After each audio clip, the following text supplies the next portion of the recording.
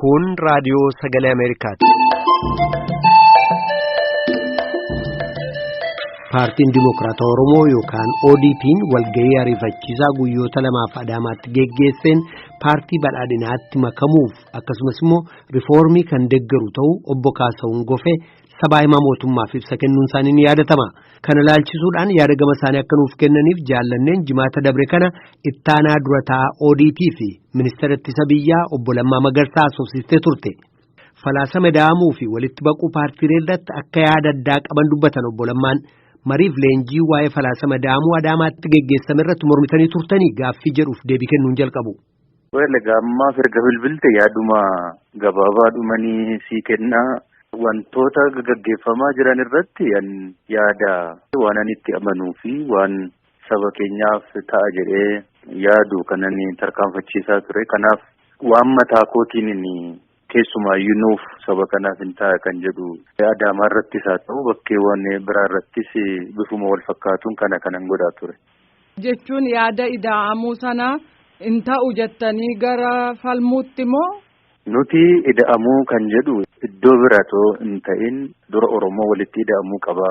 Oromoo walitti ida'amuu jechuun gandarraa kaasee aanaan godinni tokkummaa Oromoo cimsuutu nurra jiraata. Lammaffaa walitti ida'amuu jennu immoo akkamiif akkaataa kamiin tokkummaaf garaagarummaan keenya adda bahuu danda'uutu irra jiraata yaada jedhu kan tarkaanfachiisaa ture. Yaada akkasii kun kan keessan qofa moo kan yaada keessan deeggaran jiru? Namoonni yaada kana kan deeggaran baay'eetu jira. Walgahii Addawaawii irratti baquu paartiilee ilaalchisee argamtanii turtanii walgahii sana attam akka turetu waa maxinoo natti himtanii. Isa bal'inaan yeroo biraa itti deebi'uu nan danda'a. Tokkoon deemsa kana keessatti maaltu ta'ee eenyu maal godhee kan jedhu yeroo biraa yoo bal'inaan haasofne gaarii ta'a jedheetaniin kanan yaadu. Garuu walumaa gala jalqabarraa kaasee amma dhumaatti walitti baquu paartii kanarratti yaada addaati kan ani qabu. Jalqabumarraatii kaasee waan ani ittiin amanne ta'uu koommoo koree hojii raawwachiistuudhaafis hundaafuu bal'inaan ibseen jira. Walitti baquun paartii kanaa sirrii miti. Yoo sirriis ta'e yeroo isaa miti waan jedheetti amanuuf ijjannoodhuma kootiin kanaa ala of godheetaniin kanani jiru. Maaliif hin ta'u kanani jedhee tokkoffaa nuti hooggantoonni Oromoo sabni Oromoo nu amanee gaaffii gurguddaa Oromoon nu amanee nutti kenneerutu jira. Isinii deebisna jenneenus waadaa gallee fi gaaffii kana uummanni keenya kan nutti kenne OPDO kaleessaa maqaatti geeddarree ODP goonee ODP'tti kan kenne gaaffii koo kana 1 2 3 jedhee lakkaa'ee naa deebisaa kan jedhe paartii akka biyyaatti amma hundaa'e kanaan itoo hin ta'in ODP'dhaani. Kanaaf gaaffii saba kanaa itoo nu hin deebisiin kana godhuun sirrii miti.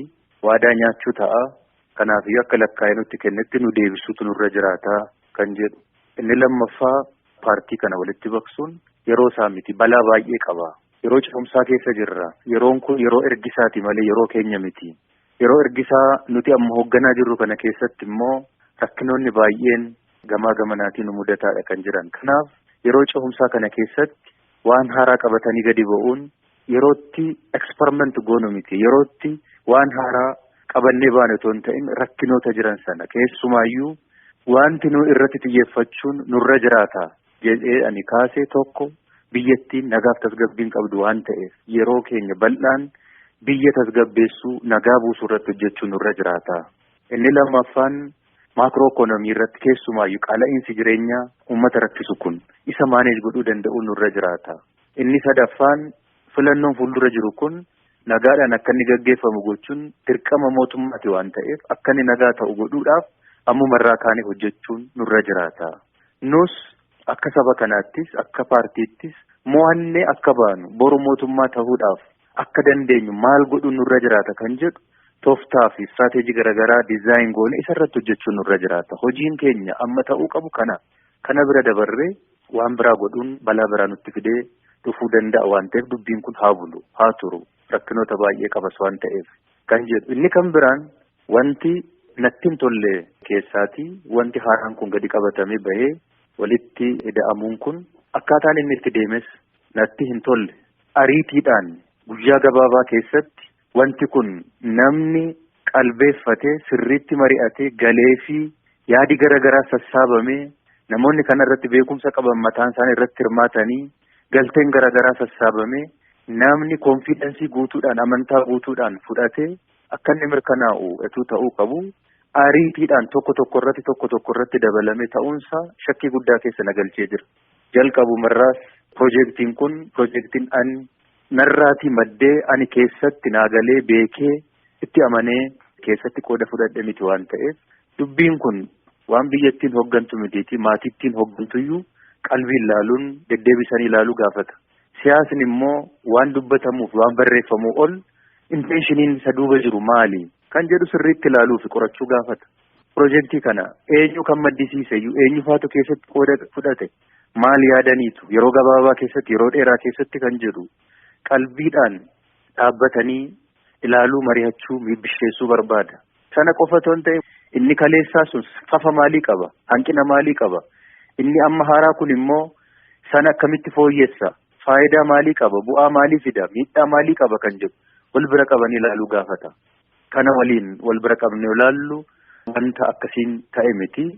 Anis beekumsa guutuudhaan keessatti hirmaadhee qooda fudhee yaadi koo keessa jiraatee kooti jedhee koo jechuun faayidaan saba kana eegsisuu danda'amuu hin danda'u kan jedhu amantaa guutuu hanga irratti hin qabaannetti akkasumatti fudhachuun baay'ee na rakkisa waan ta'eef kanaan garaagarummaadhaan kanani dubbii kana hin fudhadhu jedhee bahe. Lammaffaa uummata keenyatti haa deebinu uummata keenya haa dhaggeeffannu waan uummanni keenya hin barbaanneef hin jaallanne hin hojjennu ammaan booda jennee akka kanne uummata kana fuulduratti uummanni kunis nu amane.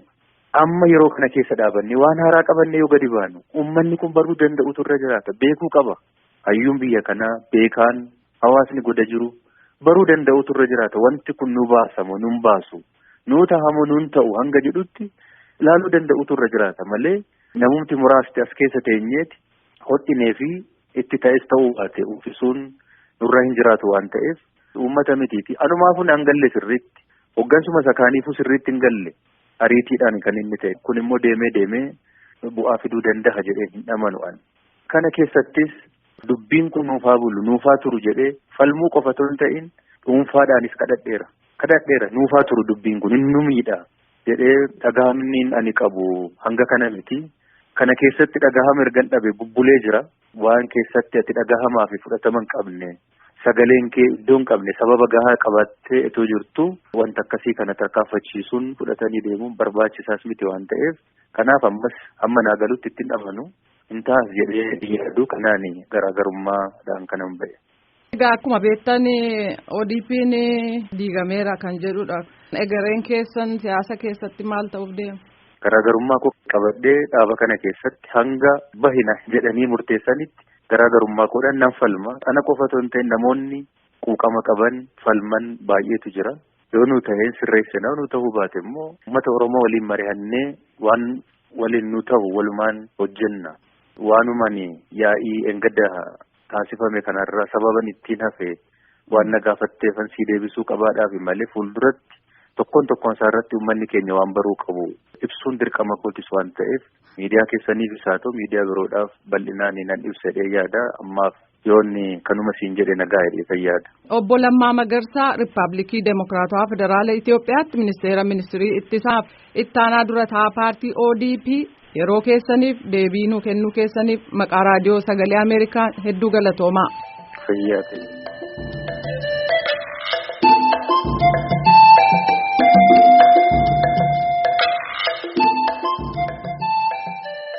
Dhaggeeffattoota keenya gaaffiif deebii ittaanaa dura taa'aa ODP'f ministeera ittisa biyyaa obbo Lammaa Magarsaa waliin geggeessine kanaaf har'a paartii badhaadhinaa Itoophiyaatti itti gaafatamaa waajjira naannoo Oromiyaa obbo Fiqaaduu Tasammaarraa deebii argannee jirra.